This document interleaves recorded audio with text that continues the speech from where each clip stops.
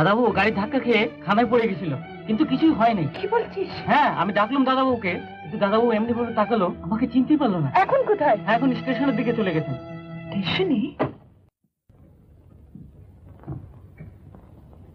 বলুন। টিকিট দিন। কোথাকার? কলকাতা। কোন class? First class. First class, Kolkata. 43 টাকা 4.5 আনা। 43 টাকা 4.5।